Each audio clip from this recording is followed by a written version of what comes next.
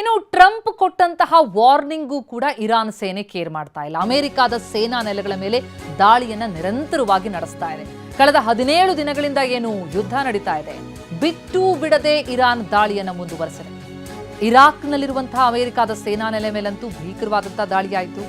ಇರ್ಬಿಲ್ನ ಸೇನಾ ನೆಲೆ ಮೇಲೆ ಡ್ರೋನ್ ಅಟ್ಯಾಕ್ ಆಗಿದೆ. ಕ್ಯಾಮೆರಾದಲ್ಲೂ ಸರಿಯಾಗಿದೆ ಡ್ರೋನ್ ದಾಳಿಯ ದೃಶ್ಯ. ಸುತ್ತಮುತ್ತಲಿನ ರಾಷ್ಟ್ರಗಳ ಮೇಲೆ ಎಲ್ಲೆಲ್ಲಿ ಅಮೆರಿಕದ ಸೇನಾ ನೆಲೆ ಇದೆಯೋ ಅದನ್ನೇ ಗುರಿಯಾಗಿಸಿಕೊಂಡು ಇರಾನ್ ನಿರಂತರವಾಗಿ 17 ದಿನಗಳಿಂದಲೂ ಅಟ್ಯಾಕ್ ಮಾಡ್ತಾ ಇದ್ದು, ಟ್ರಂಪ್ ವಾರ್ನಿಂಗೂ ಕೂಡ ಕೇರ್ ಮಾಡಿದಂತಹ ಇರಾನ್ ಸೇನೆ ನಿರಂತರವಾಗಿ ದಾಳಿ ಮುಂದುವರಿಸಿದೆ.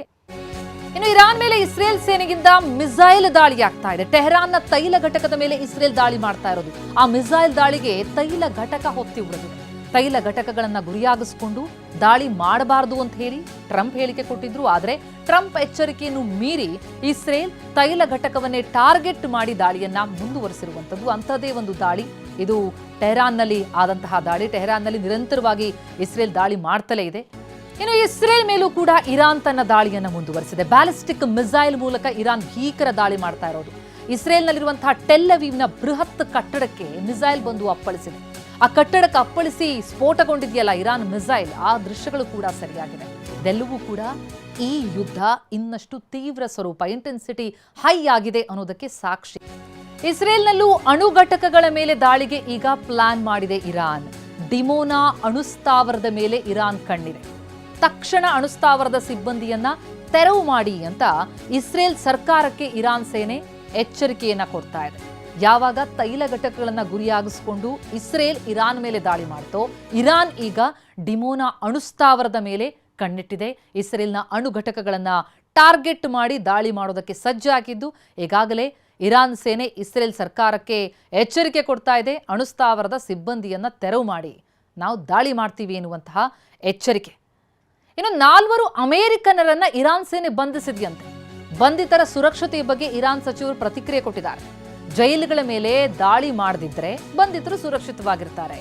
ಇಸ್ರೇಲ್ ಅಮೆರಿಕ ದಾಳಿ ಮಾಡದೆ ಹೋದ್ರೆ ಅವರು ಸೇಫ್ ಆಗಿರ್ತಾರೆ. ಹೀಗಂತ ಖಾಸಗಿ ವಾಹಿನಿಯೊಂದಕ್ಕೆ ಇರಾನ್ ವಿದೇಶಾಂಗ ಸಚಿವ ಅರಾಗ್ಜಿ ಹೇಳಿಕೆಯನ್ನ ಕೊಟ್ಟಿದ್ದಾರೆ. ಅಂದ್ರೆ ಅಮೆರಿಕದ ಈ ಸೇನೆಯಲ್ಲಿರುವಂತಹ 4 ಅಮೆರಿಕನ್ನರನ್ನ ಇರಾನ್ ಸೇನೆ ಬಂಧಿಸಿದೆ, ಅವರು ಸೇಫ್ ಆಗಿದ್ದಾರೋ ಇಲ್ಲೋ ಅನ್ನೋ ವಿಚಾರಕ್ಕೆ ಸಂಬಂಧಪಟ್ಟಂತೆ ಪ್ರತಿಕ್ರಿಯೆ ಕೊಡ್ತಾ ಅವ್ರು ಹೇಳಿರೋದು, ನೀವೇನಾದರೂ ಜೈಲಿನ ಮೇಲೆ ದಾಳಿ ಮಾಡಿಲ್ಲ ಅಂತಂದ್ರೆ ಅವರು ಸೇಫ್ ಆಗಿರ್ತಾರೆ, ಇಲ್ಲ ಅಂದ್ರೆ ನಿಮ್ಮ ದಾಳಿಗೆ ಅವರು ಬಲಿಯಾಗ್ಬಿಡ್ತಾರೆ ಅನ್ನುವಂಥ ಎಚ್ಚರಿಕೆ. ವಿವಿಧ ಸ್ಟ್ರಾಟಜಿ ಟ್ಯಾಕ್ಟಿಕ್ಸ್ಗಳನ್ನ ಇರಾನ್ ಅಳವಡಿಸ್ಕೊಳ್ತಾ ಇರುವಂಥದ್ದನ್ನು ಗಮನಿಸ್ತಾ ಇದ್ದೀವಿ. ವಿದೇಶಾಂಗ ಸಚಿವ ಅರಾಗ್ಜಿ ಹೇಳಿಕೆ ಕೊಟ್ಟಿದ್ದಾರೆ. ಇಸ್ರೇಲ್ ಅಮೆರಿಕಾಗೆ ಕೊಟ್ಟಂತಹ ಹೇಳಿಕೆ ಅದು ಎಚ್ಚರಿಕೆ. ನೀವು ದಾಳಿ ಮಾಡಲಿಲ್ಲ ಅಂತಂದ್ರೆ ನಿಮ್ಮ ಸೈನಿಕರು ಸುರಕ್ಷಿತವಾಗಿರ್ತಾರೆ ಅಂತ. ಇನ್ನು ದುಬೈ ವಿಮಾನದ ಬಳಿ ಇರಾನ್ನಿಂದ ಡ್ರೋನ್ ದಾಳಿ. ಆ ದಾಳಿಯ ಬೆನ್ನಲ್ಲೇ ವಿಮಾನಗಳ ಹಾರಾಟ ಬಂದಾಗಿದೆ. ಏರ್ಪೋರ್ಟ್ನಲ್ಲಿದ್ದಂತಹ ಒಂದು ತೈಲ ಟ್ಯಾಂಕರ್ಗೂ ಕೂಡ ಹಾನಿಯಾಗಿದೆ. ಪದೇ ಪದೇ ದಾಳಿಯಾಗ್ತಾ ಇರೋದ್ರಿಂದಾಗಿ ದುಬೈ ಏರ್ಪೋರ್ಟ್ಗಳಲ್ಲಿ ಬಹಳಷ್ಟು ಸಮಸ್ಯೆಗಳಾಗ್ತಾ ಇದೆ. ಆದರೆ ದಾಳಿ ನಿರಂತರವಾಗಿ ಸಾಗ್ತಾ ಇದೆ.